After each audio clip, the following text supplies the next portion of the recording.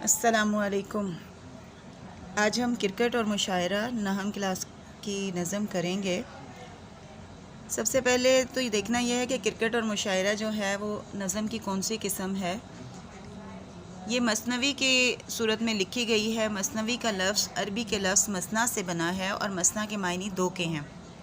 اصطلاح میں حیت کے لحاظ سے مثنوی ایسی صنف سخن اور مسلسل نظم کو کہتے ہیں جس کے شعر میں دونوں مصرے ہم کافیہ ہوں اور ہر دوسرے شعر میں کافیہ بدل جائے۔ مثنوی میں عموماً لمبے لمبے قصے بیان کیے جاتے ہیں۔ نثر میں جو کام ایک ناول سے لیا جاتا ہے، شاعری میں وہی کام مثنوی سے لیا جاتا ہے۔ اس نظم کا مرکزی خیال دیکھتے ہیں کہ نحم کے نصاب میں شامل یہ نظم کرکٹ اور مشاعرہ ایک مزاحیہ نظم ہے جس کے شاعر اردو کے مزاحیہ شاعر ہیں دلاور فگار۔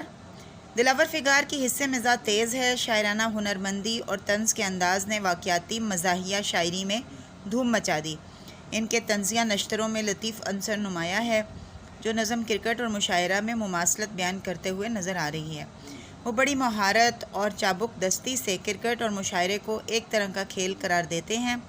دونوں میں قدر مشترک لوگوں کو تفریح اور لطف کا سامان مہیا کرنا ہے۔ شعر نمبر 1 دیکھتے ہیں۔ مشاعرے کا بھی تفریح ایم ہوتا ہے، مشاعرے میں بھی کرکٹ کا گیم ہوتا ہے۔ دلاور فگار کا شمار اردو طنزیہ و مزاحیہ شاعری کے بڑے ناموں میں ہوتا ہے۔ ان کے مزاح میں نہ تو سطحیت ہے اور نہ ہی ابتذال۔ وہ ارد گرد کے مسائل اور حالات کو طنز و مزاح کی پوشاک میں لپیٹ کر لوگوں کے سامنے اس طرح لاتے ہیں کہ وہ اس سے محظوظ ہوئے بغیر نہیں رہ سکتے۔ ان کے اشعار تہذیب اور شرافت کے پیمانے پر پورے اترتے ہیں۔ اس شعر میں شاعر کرکٹ اور مشاعرہ میں موازنہ کر رہے ہیں۔ کرکٹ برصغیر کے مقبول ترین کھیلوں میں سے ہے اور اردو شاعری بھی یہاں کی تہذیب و ثقافت کی نمائندہ ہے۔ اس لیے اس شعر میں وہ کہتے ہیں کہ چاہے کرکٹ میچ ہو یا مشاعرہ، دونوں کا مقصد لوگوں کو تفریح فراہم کرنا ہوتا ہے۔ یوں سمجھیے کہ مشاعرہ بھی کرکٹ میچ ہی ہے۔ انہوں نے انگریزی زبان کے الفاظ ایم اور گیم کو بطور قافیہ استعمال کر کے شعر کے حسن کو دوبالا کر دیا ہے۔ شعر نمبر 2 ہے کہ وہاں جو لوگ کھلاڑی ہیں وہ یہاں شاعر، یہاں جو صدر نشیں ہے وہ وہاں ہے امپائر۔ اب صدر نشیں کا مطلب ہوتا ہے کہ بڑی سیٹ پر بیٹھا ہوا سنبھالنے والا۔ جس طرح سے امپائر پورے کی ٹیم کو دیکھتا ہے، اس طرح سے صدر بھی پورے مشاعرے کو کنٹرول کر رہا ہوتا ہے۔ تو اس شعر میں دلاور فگار کرکٹ اور مشاعرے کا موازنہ کرتے ہوئے کہتے ہیں کہ کرکٹ اور مشاعرہ ایک جیسے ہیں۔